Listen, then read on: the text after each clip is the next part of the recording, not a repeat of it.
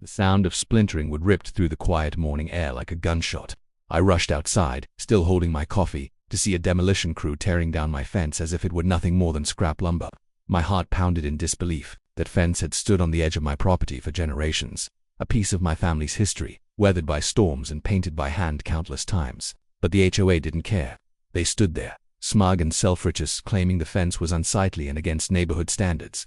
I shouted, demanded they stop, but they ignored me. In minutes, decades of history crashed too. The ground, the boards lay shattered in the dirt, and I felt powerless. What they didn't know, what they couldn't possibly imagine, was that the fence wasn't just any fence. It was registered as part of the state's historical property list. My grandfather had built it in the 1940s using reclaimed timber from an old county courthouse, and years ago I had filed the paperwork to preserve it. The HOA thought they were showing power, teaching me a lesson for not complying. But instead, they had just stepped straight into a storm they could never handle. Demolishing historical property is a serious offense. The law doesn't just protect buildings, it protects landmarks, artifacts, and even fences with heritage status. As I stood there in shock, the weight of what had just happened sank in. Their arrogance had cost me memories, but it was about to cost them so much more. They thought they had control. They thought they were above me. They thought wrong. Because when you destroy history, history always fights back. I never thought moving into a quiet suburban neighborhood would stir up so much trouble. When I first bought the property, I imagined Peacebird song in the mornings, kids riding bikes down the street, maybe even block parties in the summer. I had spent years working hard to finally afford a place that felt like home, and this one was special. Unlike most houses in the area that looked nearly identical, mine sat on the far edge of the neighborhood. It had a little more land, some tall oak trees shading the yard, and a wooden fence that wrapped around the property like an old friend standing guard. That fence wasn't just decoration, it carried the weight of history. My grandfather built it back in the 1940s, long before this neighborhood even existed. He wasn't the type to waste wood, so when the old county courthouse was torn down, he salvaged beams, planks, and even hand-carved posts from the rubble. He said those pieces carried stories, and when he hammered them together into a fence, he believed he was preserving more than just timber, he was preserving memory. My father grew up behind that fence, running his fingers over the worn grain, carving his initials when he was a boy. Years later, when I inherited the property, I knew that fence wasn't just lumber. It was a family heirloom that neighbors would sometimes glance at it and call it rustic, while others whispered that it looked too old. To me, every knot and scratch told a story. My grandfather once told me, this fence isn't just wood, it's a line in the sand between memory and forgetfulness. I held on to that line with everything I had. It was the one piece of my childhood that felt untouched by time. I oiled it each spring, brushed off the dirt, and replaced nails when storms rattled the boards. It was aged, yes, but not neglected. When I moved in permanently, I thought people would admire it for its uniqueness. Instead, I quickly noticed something about this neighborhood. Everything was controlled. Lawns were cut to the same length, mailboxes all matched, and houses looked like they had been stamped from the same mold. At first I didn't mind. Some people like uniformity. It makes them feel safe. But I soon learned that in this neighborhood, uniformity wasn't just a preference, it was an iron rule, enforced by a group of people who seemed to believe they were royalty, the Homeowners Association. At first, my run-ins with them were small, a polite letter reminding me to edge my driveway better, another suggesting I consider updating the paint on my shutters to match community standards. I ignored most of it, because frankly, my property was clean, well-maintained, and didn't need their interference. But the fence, that was the thorn in their side. They didn't like how it looked. They didn't care about its history or how much it meant to me. To them, it didn't fit the neat image they wanted for their little kingdom. I still remember the first time an HOA board member came up my driveway to speak about it. She was a sharp-dressed woman in her 50s, with a tight smile and eyes that scanned everything as if she were inspecting a crime scene. She didn't even bother to compliment the house or the yard. Instead, her gaze went straight to the fence. "This fence," she said, with a tone like she had just stepped in something foul, "isn't compliant with the community's standards." I raised an eyebrow and told her plainly, "This fence was here before this community existed. My grandfather built it. It's registered as historical property with the state. It's not going anywhere." Her smile didn't falter, but I could see the irritation twitch at the corners of her mouth. "We'll be sending you a notice," she said, and walked away as if the matter was already decided. True enough, a week later, the letter came. That was stiff, full of legal-sounding words, and told me I had 30 days to remove or replace the fence with something more in line with neighborhood appearance guidelines. I laughed out loud when I read it. They had no clue what they were stepping into. I had paperwork, proof, and years of documentation showing the fence was part of state-recognized historical property. Still, I sent them a polite response, enclosing copies of the registration documents, a brief explanation of the fence's origin, and even photographs from my grandfather's era to show its significance. I thought that would end it. Any reasonable person would take one look and realize this was beyond their jurisdiction. But I underestimated the HOA's arrogance. They didn't see the fence as a treasure. They saw it as a threat to their power. After that, things changed. I noticed more and more board members driving slowly past my property, staring, whispering to each other. Some neighbors, clearly under the influence of HOA gossip, started making comments too. "That old fence really brings the neighborhood down," one man muttered while walking his dog. Another neighbor suggested I just replace it to avoid trouble, but I wasn't going to cave. This wasn't just about a fence, it was about my family, my heritage, and my right to live without being bullied. Sometimes late at night I'd walk along the fence line with a flashlight, running my hands over the wood. The boards were rough but sturdy, and I could almost hear the echoes of my grandfather's hammer. My father's initials were still carved faintly into one of the posts, weathered but visible. To me, tearing it down would be like tearing down a piece of myself. That the HOA didn't understand that. Or maybe they did, and that's why they pushed harder. People with power, no matter how small that power may be, love to test their limits. And in their minds, I was just one stubborn homeowner, refusing to bend. They didn't realize that beneath my calm exterior, I was prepared to fight with everything I had. The first real confrontation came one afternoon when I was mowing the lawn. A different board member, a tall man with a permanent scowl, came striding up, waving a clipboard. He shouted over the roar of the mower, demanding that I shut it off. I did, reluctantly, sweat dripping from my brow as I leaned on the handle.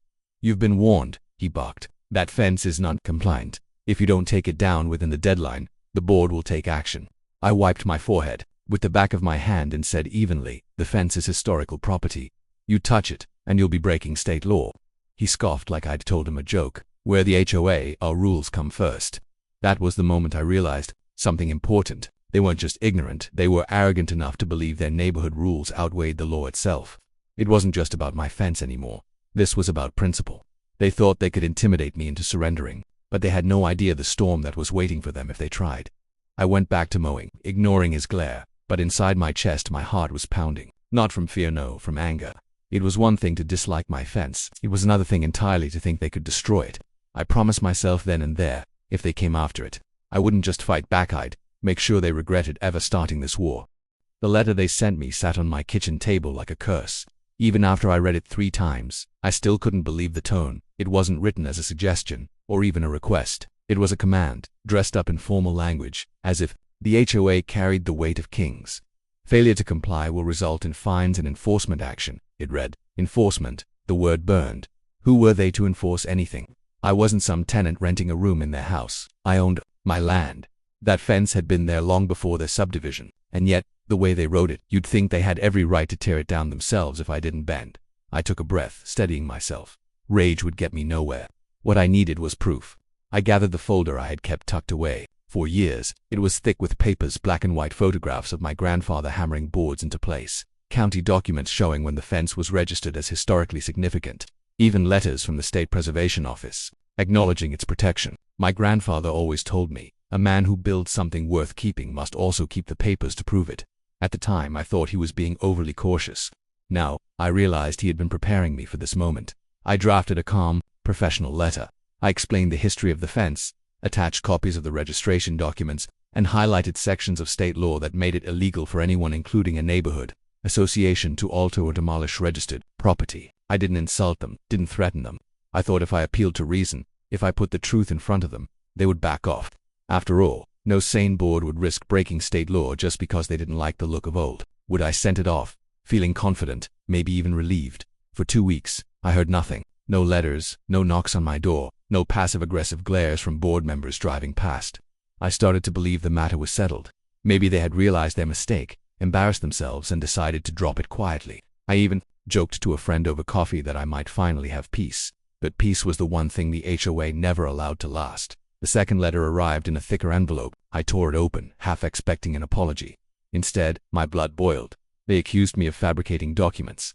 They said my alleged historical status was irrelevant to their bylaws. They claimed their authority was final and that I had 20 days left to remove the fence before fines would begin accumulating daily. The arrogance in their words was staggering. Not only had they dismissed my proof, but they also implied that their neighborhood rules stood above state law. I sat in my kitchen chair staring at the letter, my hands trembling not from fear, but from fury. These people weren't just ignorant, they were brazen. They thought they could scare me into compliance by doubling down. They thought I would cave to pressure rather than endure a fight. They couldn't have been more wrong. That night, I pulled out my documents again. This time, making extra copies, I reached out to the preservation office, informing them that my property was being threatened. I sent them the HOA's letters and explained the situation. The woman on the phone gasped when she read the scanned documents I emailed. "They can't do that," she said firmly. "That fence is protected. If they touch it, they'll be in violation of state law." Her confidence steadied me.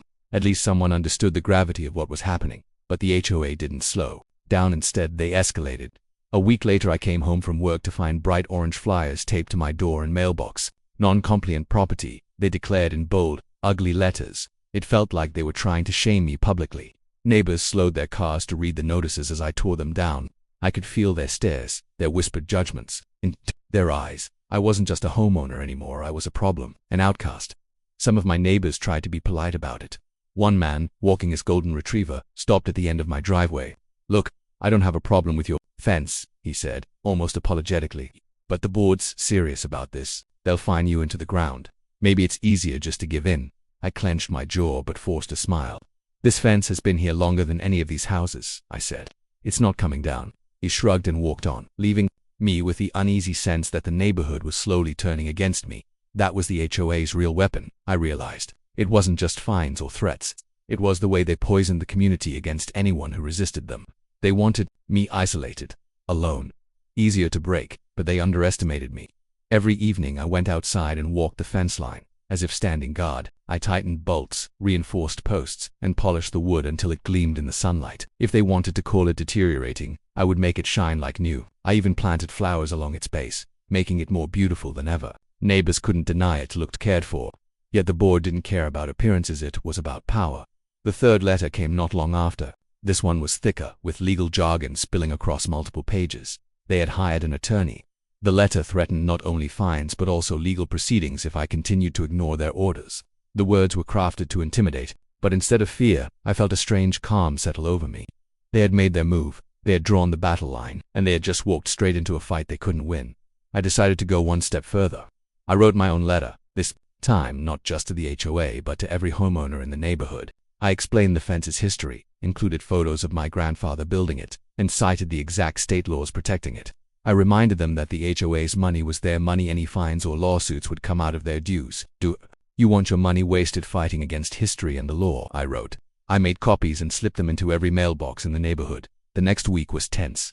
Some neighbors avoided me, pretending not to notice when I waved. Others gave me small nods of encouragement, though they didn't dare speak too loudly. I heard whispers of anger at HOA meetings, rumors that board members were divided. Some wanted to back off, others wanted to push forward harder than ever. And at the center of it all was me and my fence. I didn't sleep well those nights. I kept imagining scenarios, waking up to the sound of trucks, finding my fence ripped apart, or coming home to an empty yard. My dreams were restless, haunted by the image of splintered wood. But every time I stood outside and ran my hand along the boards, I felt my resolve return. This wasn't just about me anymore. This was about protecting the past, standing up to arrogance, and refusing to let bullies rewrite history. The HOA thought they had me cornered. They thought their letters and lawyers would break me. What they didn't realize was that with every threat, every attempt to shame me, they were only digging themselves deeper into a hole they couldn't climb out of. The preservation office was already watching. The law was already on my side. All I had to do was hold my ground, and so I did. The morning it happened was deceptively calm. The air smelled of freshly cut grass, the kind of scent that usually puts me in a good mood. Birds were chirping in the tall oak trees that shaded my yard, and the world seemed perfectly normal until I heard the low growl of engines approaching. At first, I thought it was just a neighbor's lawn service or maybe a delivery truck. But when the rumble grew louder, steadier, and closer, unease twisted in my gut. Something about the sound wasn't right. I stepped out onto the porch with a cup of coffee in my hand. That's when I saw them. 2 flatbed trucks rolling down my street, loaded with equipment, chains, crowbars, and even a small skid steer sat strapped to the beds. Men in hard hats and safety vests were crowded on the tailgates, laughing and smoking cigarettes like they were heading to a demolition site. My demolition site. The trucks stopped in front of my property, and before I could even shout a word, men began unloading tools. My coffee cup nearly slipped from my hand as I realized what was happening. They weren't here to build. They weren't here to fix. They were here to tear down my fence. "Hey," I shouted, my voice cracking with both anger and disbelief. "What do you think you're doing?" A man with a clipboard barely looked up as he barked orders to his crew. "This is the one. Take it down." The crew moved like they'd done this 100 times before. They didn't hesitate. One man wrapped a heavy chain around a section of the fence and hooked it to the skid steer. Another swung a crowbar into the wood, prying and splintering. Boards that had stood for 80 years stopped. I yelled, rushing toward them. "You can't touch that. It's historical property. You're breaking the law." The man with the clipboard finally looked at me, squinting against the morning sun. He had the smug, tired expression of someone who thought he was above being questioned. "We've got orders from the HOA," he said flatly. "Any complaints, you take it up with them." "They don't have the authority," I snapped. I waved the thick envelope of documents I had started carrying everywhere, knowing something like this might happen. "This fence is state register historical property. I have paperwork right here. You touch it, and you're liable." The man just smirked, as if my words were nothing but air. "Buddy, I don't care about your papers. We've been paid to do a job, and we're gonna do it." And with that, he turned his back on me. I could only watch in horror as the skid steer roared to life. The chain tightened, groaned, and then with a sharp crack, one of the fence posts ripped free from the earth. The sound was like a gunshot in my chest. My grandfather's handiwork, the same wood he had salvaged with his bare hands, now dragged across the dirt like trash. My coffee spilled onto the ground, forgotten, as I rushed toward them, desperate to make them stop. "Get away from the equipment." One of the workers barked, stepping in front of me with a crowbar raised like a warning. His tone wasn't just defensive, it was threatening. For a moment I froze, realizing how quickly this could spiral. I had to think. I had to act smart, not reckless. So instead of lunging at them, I pulled out my phone. My hands shook as I started recording, capturing every swing of the crowbars, every groan of the chains, every splintered piece of wood hitting the ground. "You're destroying protected property," I said loudly, making sure the camera caught my voice. "You are in violation of state law. This is evidence. Every one of you will be held responsible." A few of the workers glanced nervously at me, their movements slowing, but the man with the clipboard barked again. "Keep going. Don't stop." And they did. Board by board, post by post, they ripped apart decades of history. The fence didn't fall quietly. It screamed. Wood cracked and splintered. The posts snapped. The ground shook with every pull of the skid steer. My heart hammered in my chest as I realized I was watching my grandfather's legacy die in front of me, and I was powerless to stop it. Neighbors began gathering, drawn by the noise. Some stood with arms crossed, watching silently. Others whispered to each other, clearly confused. A few even looked relieved, as if they thought the HOA was finally cleaning up the neighborhood. The sight of their blank faces made the pain cut even deeper. Didn't they understand what was being lost? Didn't they see that this wasn't just wood, it was history? I tried to appeal to them. This fence was here before this neighborhood. It existed, it's protected by the state. I cried out, my voice cracking. What they're doing is illegal. But the crowd just stared, some sympathetic, most indifferent. And the sound of destruction drowned me out. After nearly an hour of tearing, dragging, and smashing, the fence lay in ruins. What had once stood as a proud barrier, weathered by time but unbroken, was now nothing but a heap of broken boards and splintered posts piled near the curb like garbage waiting for pickup. Dust hung in the air. The yard looked bare, hollow, violated. My stomach churned as I stared at the wreckage, bile rising in my throat. The man with the clipboard scribbled something on his papers, then tossed a glance at me. "Job's done. If you got a problem, take it up with your HOA." I wanted to lunge at him, scream, shake him, anything, but all I could do was grip my phone tighter and keep recording. My voice came out low, steady, trembling with fury. "You don't know what you've just done." He laughed under his breath and turned away. Within minutes, the trucks were packed up, the men climbing onto the beds, and the engines rumbled to life again. Just like that, they were gone, leaving behind nothing but destruction. I stood there in the silence that followed, the morning air now thick with dust and rage. My fence was gone. My grandfather's legacy lay shattered in the dirt. My hands shook as I lowered my phone, staring at the blank horizon where the wood had once stood tall. For the first time, I felt a strange emptiness. My yard looked naked, exposed, stripped of the very thing that had given it character and history. But beneath the grief, beneath the ache in my chest, something else began to stir. It wasn't despair. It wasn't defeat. It was fire. The HOA thought they had one. They thought they had silenced me, stripped me of my history, and made an example out of me. But what they had really done was dig their own grave. Destroying a registered historical property wasn't a fine or a slap on the wrist. It was serious felonies, lawsuits, criminal charges, damages, and I had everything. The registration papers, the preservation office contacts, and now hours of video evidence showing exactly who had done it. As I bent down to pick up a broken board, the rough edges biting into my palm, I whispered to myself, "You didn't die for nothing." I looked across the street at the smug faces of the neighbors who had watched without lifting a finger. I looked down the road where the trucks had disappeared, and I made a silent promise to my grandfather, to my father, and to myself. This wasn't the end. This was only the beginning. The morning after the demolition, I woke up feeling hollow. My yard looked naked without the fence. Every time I glanced outside, the absence hit me like a punch in the gut. What once stood as a proud, weathered reminder of my family's past was now nothing but a pile of shattered boards at the curb. The smell of dust and sawdust still hung in the air. I could barely eat breakfast. Every bite turned to ash in my mouth. But beneath the grief, a sharper feeling pressed through fury. The kind of fury that doesn't fade overnight. I spent the early hours gathering everything I had: registration papers, photos, copies of the letters, and most importantly, the video recordings from my phone. I transferred them onto my computer, backed them up twice, and even uploaded them to cloud storage. If there was one thing I knew, it was that evidence had to be protected. The HOA could try to twist words or deny my claims, but they couldn't erase the truth. I had caught them in the act, plain as day, and I was going to use that truth to bury them. By mid-morning, I was on the phone with the State Historical Preservation Office. The woman I'd spoken to before answered, her voice calm but clipped with urgency when I explained what had happened. "They destroyed it?" she asked sharply. "Every board," I said, trying to keep my voice steady. "They brought in a crew. I have video of the whole thing." There was a pause on the other end, followed by a tone I had been waiting to hear. "Outrage, that's illegal. You understand, they've committed a criminal act. We'll be sending investigators out immediately. Do not throw away any of the remains. Leave everything as it is until our team arrives." For the first time since the destruction, I felt a spark of hope. They weren't going to get away with this. Not this time. By noon, 2 officials from the preservation office arrived in a state-marked vehicle. They wore navy jackets and carried clipboards, cameras, and tape measures. They walked the property slowly, documenting everything. They asked me to recount the events in detail, then requested copies of the video files. One of them crouched down, examining the shattered posts, with a gloved hand, shaking his head. "This wood is irreplaceable," he murmured.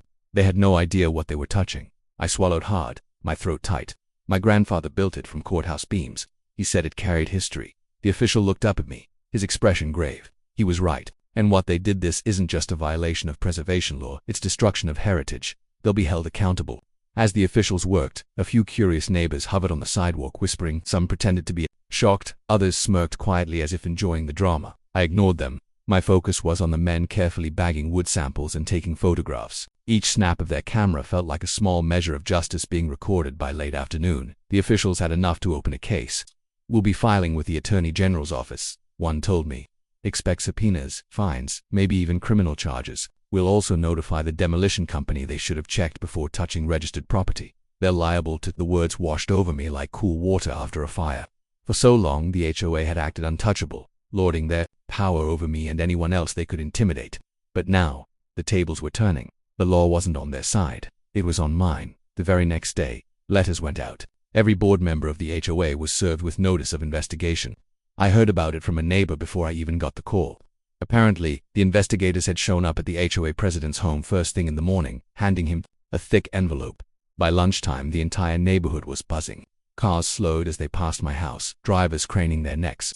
Some neighbors even knocked on my door, suddenly curious and sympathetic, asking what would happen next. For months, they had sided with the HOA, nodding along with their demands. But now that the board was under fire, they pretended to be my allies. I didn't bother hiding my satisfaction. "They destroyed protected property," I explained bluntly. "The state doesn't take that lightly." Word spread fast. By evening, whispers had turned into heated conversations on front lawns. Some homeowners were furious, realizing their dues might be tied up in lawsuits. Others demanded answers from the board. I sat on my porch, watching the neighborhood unravel, the same way they had watched my fence fall. 2 days later, things escalated even further. A state investigator returned with law enforcement officers. They knocked on my door politely, asking permission to enter the yard again. This time, their tone was sharper, more formal. "We're treating this as a criminal matter," one officer explained. "The HOA authorized unlawful demolition of registered property. That's felony-level destruction in this state." Hearing the word felony gave me chills. The HOA had strutted around for years, treating themselves like kings and queens of the subdivision. Now they were being treated like criminals, and I had a front-row seat to their downfall. That week, the HOA called an emergency meeting at the community center. Flyers went up on every mailbox, urging residents to attend. I almost didn't go, but then I thought better of it. Why should I hide? I had nothing to fear. So I showed up, carrying my folder of documents like a badge of honor. Room was packed, tense with unease. People sat in folding chairs, murmuring. At the front, the HOA board sat stiffly behind a long table. The president, red-faced and sweating, tried to maintain control. "We are aware of the accusations being made against this board," he began, his voice tight. "But let me be clear, everything we did was in the interest of this community. That fence was a safety hazard and an eyesore. I stood up before he could continue. That fence was registered historical property, I said, loud enough for the whole room to hear. You destroyed it illegally, and now the state is investigating you. This isn't about safety or appearance, it's about arrogance. The room erupted. Some shouted in agreement, others defended the board, but the tide had shifted. Homeowners were angry not at me, but at the people who had dragged them into a legal storm. Are our dues going to pay for your mistake? One man yelled at the board, why didn't you check before sending in a crew? Another demanded. The board tried to argue, but their voices were drowned out by the rising tide of frustration. I sat back down, a grim satisfaction warming me. For once, the spotlight wasn't on me as the problem homeowner, it was on them, exposed for the reckless bullies they truly were. Over the next few weeks the investigation deepened. The Preservation Office filed formal charges. The demolition company was fined heavily for failing to verify permits before acting, and the HOA, they were slapped with a lawsuit so thick the papers barely fit in my mailbox. The state demanded full restitution, not just fines, but a complete reconstruction of the fence under the supervision of preservation experts. The board members were also facing personal liability for authorizing the demolition. When the news hit, the neighborhood was stunned. Some homeowners called for the entire board to resign. Others whispered about suing them individually for misuse of HOA funds. The empire they had built on fear and intimidation was collapsing piece by piece, just like they had collapsed my fence. And through it all I felt a strange calm. I still missed the fence, I missed the way it had stood proudly, guarding the edge of my land. But I knew it would rise again, rebuilt stronger, restored by people who understood its worth. More importantly, I knew the HOA had finally met a force they couldn't bully, intimidate, or override the law. What they thought was a victory tearing down my history was turning into the very thing that would tear them down instead. The news of the HOA's actions spread through town like wildfire. Neighbors whispered in grocery store aisles. Clerks looked at me curiously when I stopped at the post office. And even strangers on the street would nod in acknowledgement when they overheard my name. The fence, once so ordinary, had transformed into a lightning rod for debate. Some saw it as an outrageous act of overreach by a homeowners association, while others insisted it was simply a misunderstanding. But there was no escaping it. What they had done was far beyond a simple mistake. They had demolished a piece of living history, and the world was not about to let them forget it. As I stood on my porch one cool morning, sipping coffee and staring at the jagged remains of what had been my fence, I realized that this was bigger than me. Yes, the HOA had insulted me, violated my rights, and disrespected my home, but what they had destroyed was not just my property, it belonged to history itself. That fence had stood for generations, its wood soaked in the stories of those who had come before me. It had seen farmers ride past on horses, soldiers march back from distant wars, and families raise children who had long since passed into memory. It was a silent witness to time, and now its voice had been silenced by arrogance and greed. The state's Historical Preservation Office wasted no time investigating. Within a week, inspectors in khaki jackets and notepads in hand arrived on the scene. It took photographs of the rubble, measured the ground where the fence had stood, and asked me for every scrap of evidence I had that proved its significance. I handed them the folder my grandmother had once kept full of brittle papers, black and white photographs, and yellowed maps showing the original boundary lines of the property. They examined everything with the seriousness of detectives at a crime scene. This isn't just a fence. One of them said to me quietly, almost reverently, it's a landmark. What they've done isn't just a violation of property rights, it's the destruction of a cultural artifact. Those words lingered in my mind long after they left. A cultural artifact, that's what my family's fence had become, and the HOA had shattered it into splinters. The officials promised me that the matter would be escalated to the level of the state government, and they weren't exaggerating. By the following week, a state senator had shown up to tour the property, accompanied by reporters carrying cameras and microphones. I didn't ask for the media circus, but once the cameras were rolling, I wasn't about to waste the opportunity. I spoke from my heart, telling the story of how the HOA had marched onto my land like conquerors, tearing down something they didn't even begin to understand.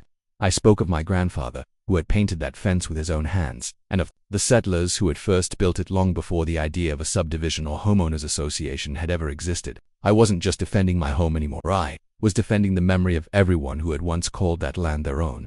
The story exploded across local news, then spread to national outlets. Within days, my quiet town became the center of a heated debate about the power of HOAs and the value of historical preservation. Social media was ablaze with hashtags demanding justice, and commentators on television shook their heads in disbelief at how such a reckless act could have been carried out without any consideration. I received messages from historians, lawyers, and even descendants of families who had once lived in the area, all offering their support. The HOA, however, remained silent at first.